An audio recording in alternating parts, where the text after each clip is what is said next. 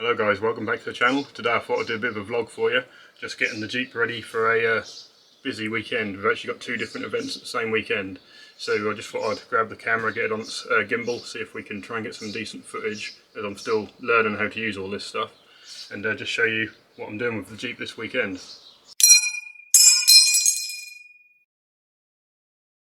Right guys, so let's take a look at what we've got going on here. It's not fully loaded yet, there's nothing in the rifle rack or anything like that. I don't keep the guns in here until I'm actually ready to leave on the day for obvious reasons.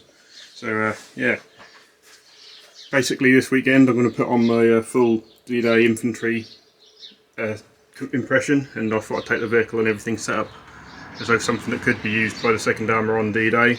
So there'll be no 44 packs or anything like this. All of this equipment that was in here existed and was in use by the time of D-Day, as far as I'm aware anyway. So you've got your original musette bags. I'm setting this up as though there's a couple of crew inside it, so there'll be a couple of musette bags. You've got your GP ammo bag down there, and then the mine crate, which you can open and access. I use that for supplies, food and stuff. Same with the machine gun spare parts tin over there. You can access that without removing it from the vehicle, so they look like they should on display, but you're also utilitarian. We'll go with the 30 cal in the mount this weekend. Again, I probably won't put that in until I'm ready to go, or the evening before. Yeah, if we come round, just set the camera up properly. So on the bus rack we've got the first aid tin, 30 cal storage, and then your standard fuel can, water can, generic canvas, and entire pup tent rolled up here. Obviously the actual in-use 30 cal tins for the mounted gun. Just the duffel bag loaded on the other side. And all of these have actually got stuff I use in as well. So the duffel bag over there has actually got my sleeping equipment in, which I'll get out when I want to use it in the evening and then pack it back up in the mornings. Come down here. Let me just adjust the camera a little bit. There we go. So come down here. The GP bag is full of tins of food, so I can cook everything on site and use the Esbit stove, try and make it look a bit sort of authentic, even though probably won't been that many Esbit stoves running around just after D-Day, but there you go. The musette bag has all of my bits and pieces in it, like my glasses and the wash kit, stuff like that. The other musette bag, sorry, down there, that I used to keep in my spare socks, my shirts, my vest, sorry, my socks, my hats, stuff like that. And what I'll do is I'll bung a carbine in here, and I'll have my driver's weapon with me, and I'll also have my rifleman weapon with me. So I have the Garand with the full web setup with a haversack and everything. I'm going to set up for it, and I'll also have the driver's weapon, so I can change between the two and show people the differences between like what a rifleman would have and what the vehicle operator would probably have, or a member of, say, a heavy weapons team or something like that, because that's a bit of a dual purpose impression.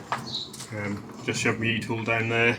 The haversack will have a 1910 shovel on it, so I can show both. Yeah, it's looking pretty smart, I think.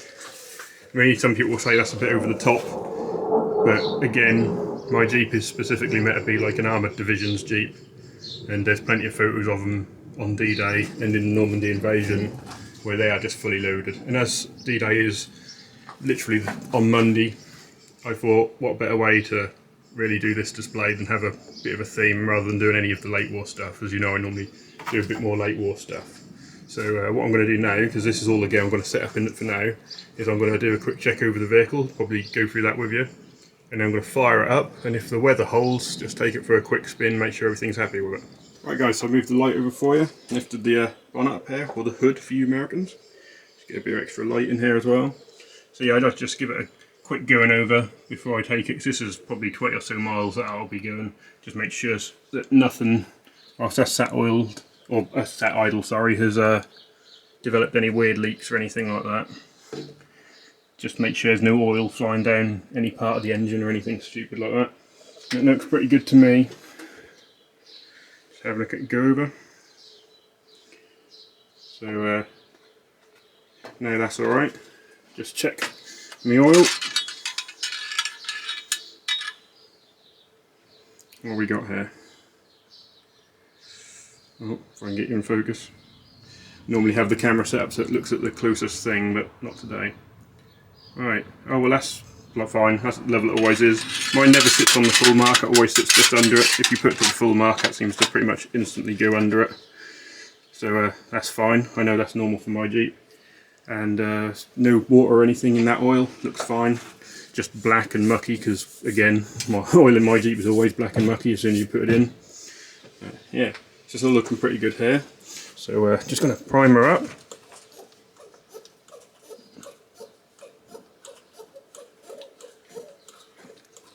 Don't know if you were able to see the bowl filling up there.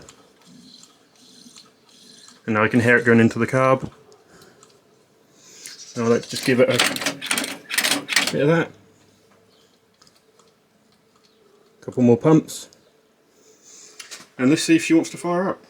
Right guys, let's see what she says today. So it's been a month since the Jeep was last started. So we're just going to pull the choke out to about there. Ignition light's on and happy.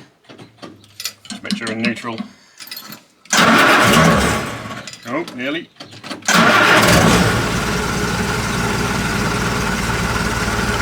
There we are.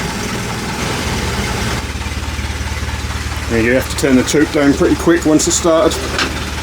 That's why I have that bit of a stutter. Sorry about the lack of light, I've moved the light to the further to the back again, but you see, she's happy.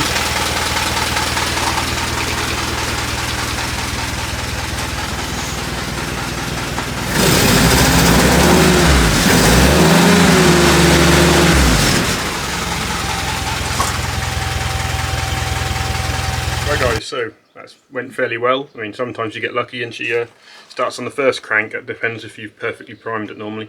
But, you know, that was fine. She's happy. I've just left her idling for a minute to make sure she didn't start spluttering or banging or doing anything weird.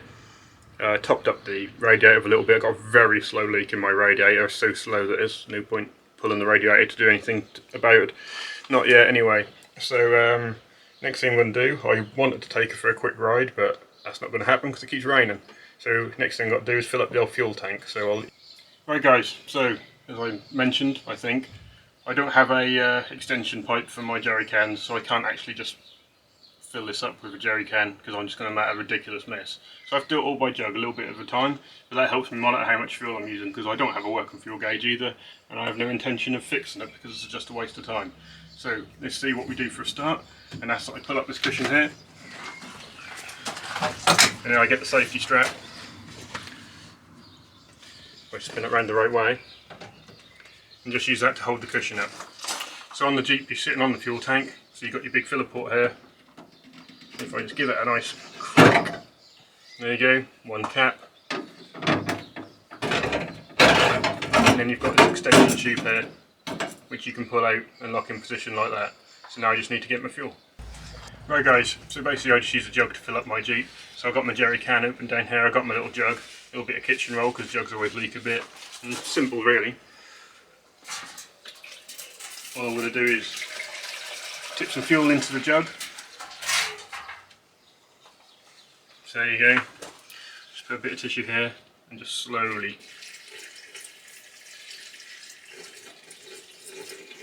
It's very easy to waste fuel doing this. I know this is stupid really, but I will get my hold of a extension pipe from a jerry can at some point, and then I can just use the hose on that and stick it right in.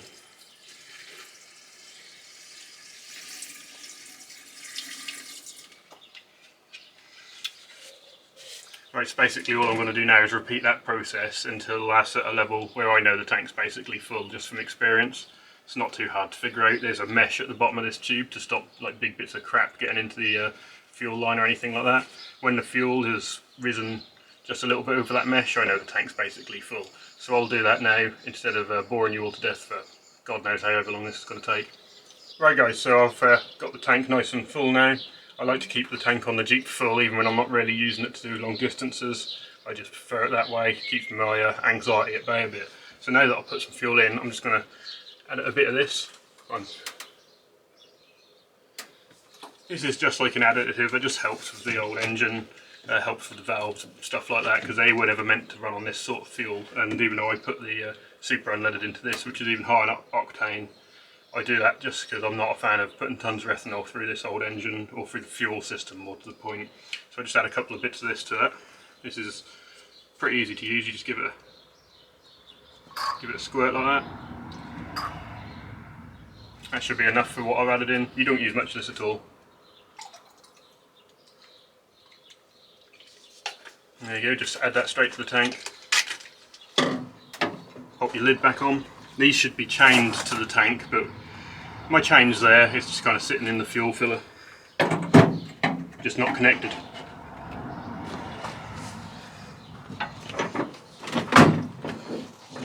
There you have it, she's full and ready to go. Right guys, that's the Jeep basically ready to go. Just got to add the finishing bits, which will hang in loose.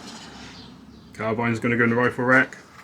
I'll have a Garand probably on me at the display, but I'll have that in the back of here as well in its rifle bag whilst I'm driving there. We'll fill up that spare uniform stuff and that in there. I'll put a couple of extra spare parts in this now that I've got this in a nice position. But yeah, what do you think?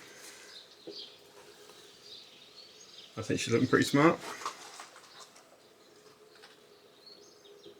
The paint hasn't all fallen off this screen that I redone, so we are getting a couple of little bits of rust on the bodywork here and there, which I need to address. Nothing overly disastrous. Yeah. And everything in this is connected, so nothing can come flying out of this, with the exception of the E-tool here. But even that's stuck under a strap down there. But everything else is really strapped in. All these tins are strapped in. Obviously the bag and the crate strapped in. Like the musette bag here is strapped around the seat, and the GP bag and the other musette bag are strapped around the leg of the gun cradle here. So people can't just walk up to this and pick something up and walk off. That's quite important at displays, because you get a lot of public at some of them, and the group I'm in, we're very hands-on. We want people to come in, look at the Jeep and handle stuff, but you've also got to make sure you're secure. And if you're driving down the road, you don't want bits flying out. So we've got all of these straps there. They're those period straps, although I believe they'd be late war, but really that's the only concession I'll make when having this vehicle out, is that it will have everything strapped in. I will not have stuff loose, that's just not safe. So yeah, hopefully you enjoyed this, and now I'll go and set up my haversack, get that all ready. I'm going to watch some footage, some D-Day landing footage, and just see exactly how the haversacks were set up, which I think you know how that's going to go. That's going to be no pack tail or anything like that. It'll just be the haversack basic on its own with an E-tool pretty much. But I'll go and look at some footage and see what happens, and then we'll hopefully get to use some footage at the event of the entire impression, of the Normandy impression. That'd be cool. So yeah, hope you guys like me running on and just showing you a couple of little Jeep bits that I do before events. You don't necessarily have to do all this, but I like to. I'm very what's the word? I worry a lot about stuff in the Jeep, so I like to be extra cautious with it. So anyway, hope you like that, and I'll see you next time.